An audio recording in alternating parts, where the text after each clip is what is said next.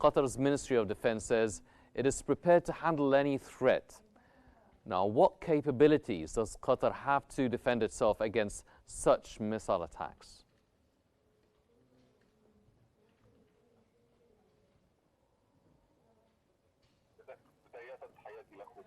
First, greetings to you and to the viewers. Undoubtedly, the escalation we're witnessing in the Middle East region with these missile strikes, Iran has not announced full responsibility yet, and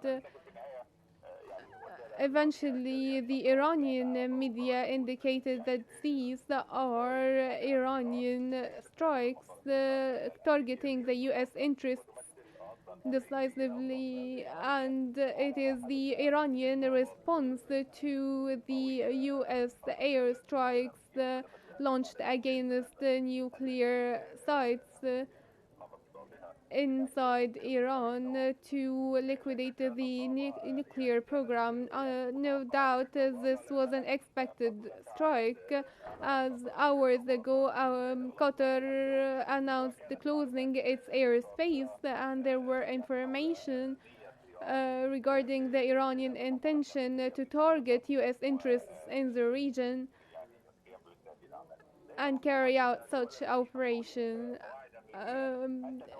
The states hosting US bases are not required to protect itself against these strikes, because the US bases itself have the defense systems. There are 9 military bases for the United States to protect themselves with air defense systems or through air defenses near the shores of these sites. What we have seen before in confrontations between Iran and the United States is not like this escalation. In fact, this time the regional atmosphere that we have seen since the Israeli strikes warns further escalations. Also, Donald Trump policy and the tensions between him and Iran, and the intention to escalate since the beginning, and the far-right government in Israel led by Netanyahu, these factors, all of them together, warn further escalation, as we have seen yesterday by the US strikes on Iran, and this will be followed by further escalation, and we will see US response to these Iranian strikes. Iran has announced one way or another that they are going to target US interests around the globe. We Mr. are Aboshama, facing...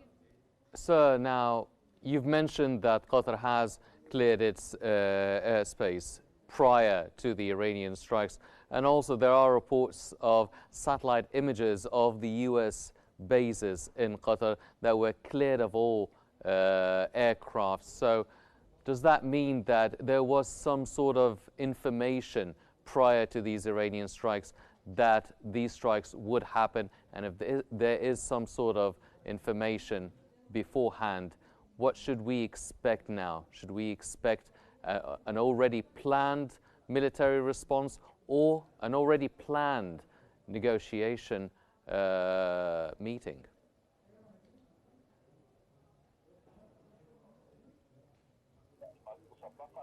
Regarding prior information, this is not new in this open confrontation between Iran, Israel, and the United States.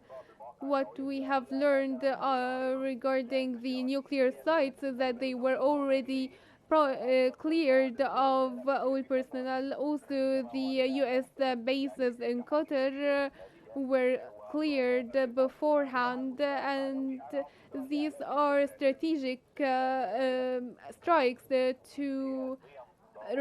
as a response. These are exchange of strikes between two countries in the region which threatens widening the circle of violence in the region with the existence of armed militias in the regions, including the Houthis and the Hezbollah with military capabilities in Lebanon, also the Shiite in Iraq. What's next after this operation? As I have indicated earlier, I don't think we're going to see any de-escalation soon because the regional atmosphere and Trump and Netanyahu leading the scenes with their evident tools to take down the Iranian regime and getting rid of the nuclear program are now out there. We are going to see constant operations. What we have seen from the Israeli side, striking also the 3 nuclear sites, and Netanyahu stated that the operations will be ongoing. What we have seen today is only the beginning of the confrontation between Iran and the United States. I don't expect it to stop anytime soon, and the following few days will have more operations that might agitate the region due to this dangerous escalation. So how can we compare the Iranian strikes on Israeli targets to the Iranian strikes on the bases in Qatar in terms of precision, in terms of the number of missiles, in terms of the intention and the targets and goals needed to be achieved as a result of these strikes?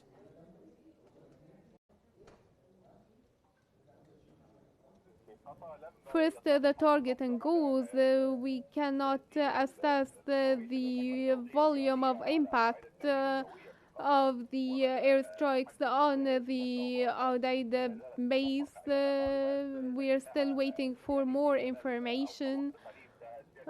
But soon we will have more details. What we can analyze and discuss at the moment is the impact of these airstrikes on Israel. They have a lot of influence and impact, and the deeper we go with this war and the more prolonged this war is between Israel and Iran, the Iranian side is getting their targets more accurately and precisely.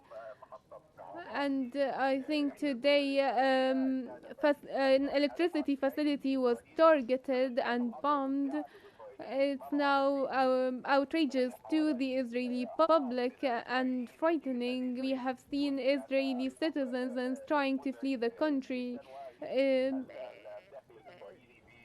It's now giving panic to the Israeli citizens, and it is ongoing and can be distinguished by precision and accuracy. Israel is diversifying their military goals on Iran, and they are dealing painful strikes to Iran. But the geography of Iran might actually help to deflect some of the goals and targets. Iran is well qualified to receive these goals. Also, Israel has the culture of shelters among Israelis, and they have the ability to pretend the air strikes and the missiles coming, and they can actually go and hide. They have enough time to hide in the shelters, which reduces and minimizes the casualties at the death toll level, but at the infrastructure level there is a lot of damage being done. And we see the targets getting more and more strategic, which will prolong the conflict further, in my opinion. And with the United States being involved at the moment, based on the desire of Benjamin Netanyahu to, I think this is now very highly dangerous. as I expect the situation to escalate further. So if we go with a scenario that all parties go back to the negotiation table, would you say Iran is in a strong position to negotiate after these strikes on the air bases, on the American bases in Qatar and the targets in Israel? Or do you think that they are now at a weaker position after the destruction of the nuclear facilities and infrastructure?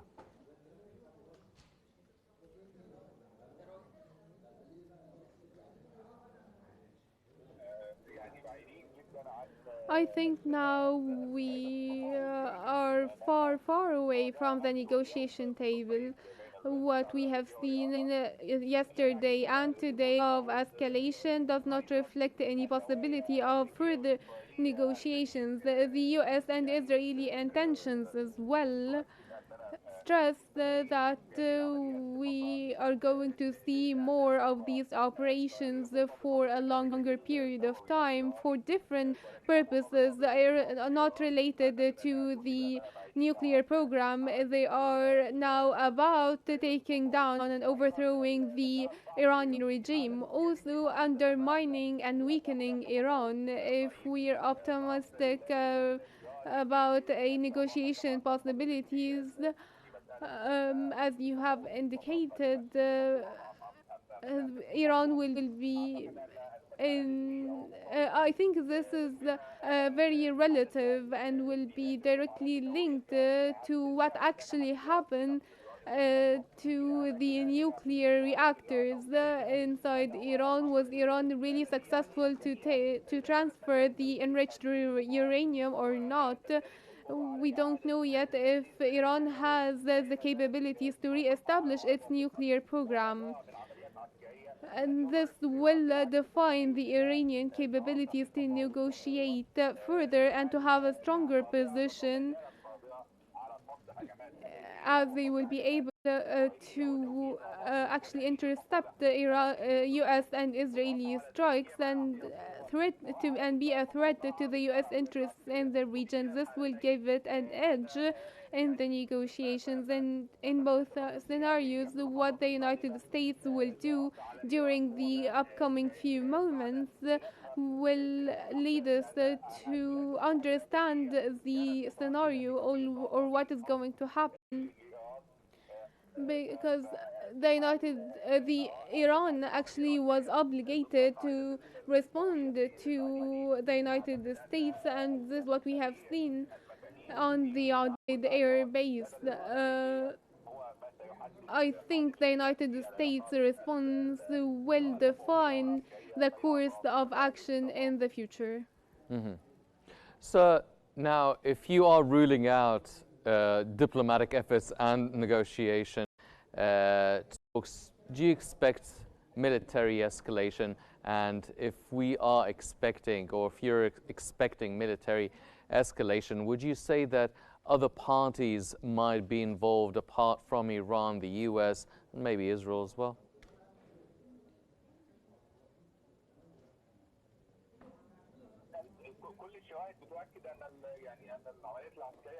Everything now says that there will be seeing ongoing operations.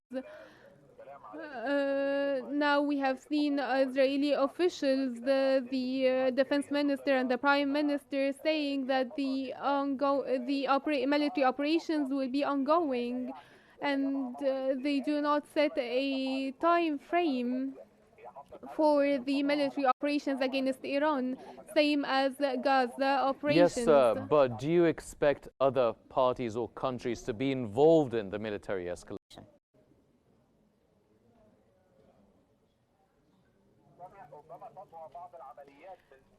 We might actually see some operations waged by armed militias such as the Houthis.